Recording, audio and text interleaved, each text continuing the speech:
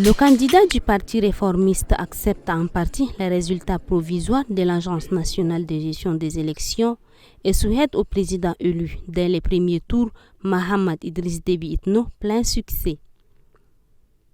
Cependant, il annonce avoir déposé un recours au Conseil constitutionnel car jugeant ce score de 0,36% qui le place en 8e position insatisfaisant. On reconnaît la victoire de Mahamad, ça c'est. Mais en même temps, même hier, sur notre communiqué de presse, on était tellement clair. Mais en même temps, on demande au Conseil constitutionnel, comme c'est résultat provisoire, donc au moins de réviser les résultats du candidat Yassine. Parce que les infos qu'on a ne correspondent pas avec ce qu'on a dans la publier. Yassine Abdourahmane Sakine, qui est à sa première participation à une élection présidentielle, appelle ses camarades au calme et à privilégier l'intérêt collectif. Le pronostic, c'est que le Conseil constitutionnel va modifier les taux de chiffres. Il va modifier les taux de chiffres pour dire l'ange a prononcé, mais parce que pendant que l'ange donnait les résultats, le résultat provisoire, des procès-verbaux des provinces continuent à venir. Des procès-verbaux des provinces continuent à venir. Ça veut dire que les chiffres donnés ne sont pas exacts. Pas seulement parce que Mahamad Idriss Déby Itno a gagné, ou bien Masra Succès n'a pas gagné, autre. Mais les procès-verbaux dans leur totalité, on n'a pas eu le temps de les compiler et de les envoyer à l'ange. L'ange s'est prononcé dans la précipitation, malgré le délai qu'il s'est donné lui-même. Parce que je ne pense pas qu'on aboutira à un massacre encore, comme ça a été le 20 octobre 2022. Mais je pense qu'il y a beaucoup de chances de trouver un accord politique de sortie pour stabiliser le Tchad. Et la stabilité du Tchad dépend de plusieurs paramètres, et notamment les facteurs de la géopolitique internationale pour le contrôle des intérêts dans cette Afrique. Dès la proclamation des résultats, des tirs de réjouissance résonnaient de partout dans la capitale et cela n'a pas été sans conséquence sur la vie humaine. Dans la capitale, plus d'une personne ont dénoncé ce comportement. Ce n'est pas un pays de droit. Normalement, même si on voudrait faire des tirs de sommation même là, ça doit être hors de la ville, mais pas en plein milieu de la ville. Ça a été quand même vraiment difficile, ça a été affreux. Nous, d'habitude, ça s'est passé juste pour 10-15 minutes, mais cette fois-ci, ça a été long. Ce qui fait que il y avait ceux qui étaient blessés, ceux qui étaient morts. Donc ça veut dire qu'à même moment, il y avait la joie et il y avait aussi le deuil, quoi. C'est les deux choses qui sont passées les mêmes. C'était vraiment une terreur. On était vraiment dans l'inquiétude. Ou peut-être quand les balles peut-être vont tomber parce que c'est des tirs par-ci, par-là. Oh, vraiment, c'était tout le monde qui était, n'est-ce pas, troublé de la situation. C'était une joie, comme il est dit, mais la célébrer comme ça, c'est vraiment perturber aussi la population. Et l'homme de la loi ne dit pas non plus le contraire. Le cas du 9 mai passé semble outrepasser légèrement ce qu'on pouvait appeler les tirs de la joie. Parce que ça pouvait seulement se limiter dans les grandes places publiques, telles que la place de la Nation ou encore les casernes des militaires. Mais au-delà de ce lieu, les tirs ont été retentis jusqu'au quartier, dans les lieux d'habitation. Normalement, je ne pense pas que l'armée, qui est une armée disciplinée, peut souffrir un tel luxe suite à l'élection d'un président de la République. Ces tirs qui ont fait des morts et de nombreux blessés avaient été pourtant interdits par le chef d'état-major de l'armée. Le ministre tchadien des Affaires étrangères a été reçu par le président mauritanien pour remettre un message du président tchadien et présenter le candidat du Tchad à la direction générale de la SECNA.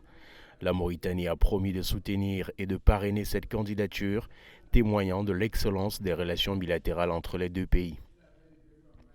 Le patronat de la presse tchadienne a obtenu des clarifications du ministère de la Santé publique concernant une note circulaire interdisant aux journalistes d'accéder aux hôpitaux pour obtenir des informations sur les blessés de l'élection présidentielle. Le ministère a clarifié que la note visait à mieux coordonner la communication des services de santé et non pas à restreindre l'accès des journalistes. En réponse, le ministre a promis de fournir un rapport journalier aux médias pour assurer la transparence. Le patronat de la presse tchadienne a salué cette initiative et a suggéré que les responsables des centres de santé fournissent régulièrement des rapports aux médias pour lutter contre la désinformation. Le ministère de la Santé publique et de la Prévention lance une campagne de vaccination contre la poliomyélite, la carence en vitamine A et les vers intestinaux pour les enfants du Tchad du 17 au 19 mai 2024. Cette campagne vise à combattre la circulation du poliovirus, variant de type 2, et à assurer une immunité collective. Les vaccins sont gratuits et offrent une protection durable. Malgré les efforts précédents, la poliomyélite persiste, rendant cette campagne cruciale pour protéger les enfants. Le directeur général de la chaîne de télévision Tchad 24, Yaïbé Augustin, est décédé de suite de courte maladie. La rédaction de Tchad Info présente ses condoléances à la famille biologique et à ses collègues de Tchad 24. La façade affiche du pot neuf. À l'intérieur, il ne reste que quelques détails à régler avant que cet édifice, hôtelier financier à hauteur de 94 milliards, ne soit achevé. Et la visite du ministre de l'Aménagement, du Territoire, de l'Habitat et de l'Urbanisme est d'avoir une date de réception. Nous allons le réceptionner le jeudi 23 en invitant certains ministères, certains partenaires. Et à partir de cette date, l'hôtel Toumaï sera exploitable à qui veut le prendre. Pour finir, je voudrais remercier le président de la République qui a été à l'écoute quand on lui a exposé le problème et qui, de son propre sort, s'y est investi pour pouvoir décanter la situation et qui nous a permis aujourd'hui d'être à ce stade-là. C'est un hôtel de 11 étages d'une capacité de plus de 200 chambres, de 7 suites ministérielles, 3 suites présidentielles et une suite royale. Les travaux ont démarré en 2013 pour une durée de 22 mois, ont connu un grand retard à cause de la crise économique. L'entreprise chinoise Sejococ, en charge de la construction, a repris les travaux en juin 2019 après 3 ans de suspension.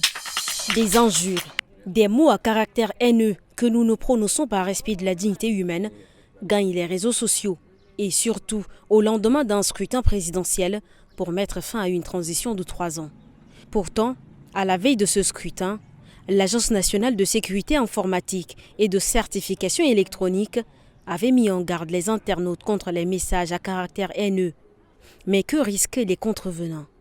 Ces actes sont punis, bien entendu, par le Code pénal.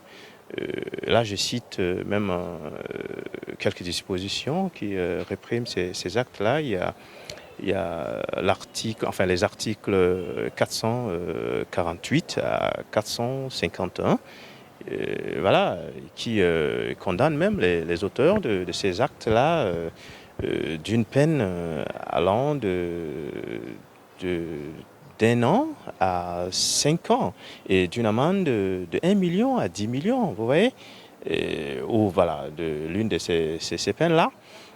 Alors donc ce sont des actes bien entendu qui sont punis par le code pénal tchadien. Pour cet expert, les réseaux sociaux doivent être utilisés pour l'unité et non la division.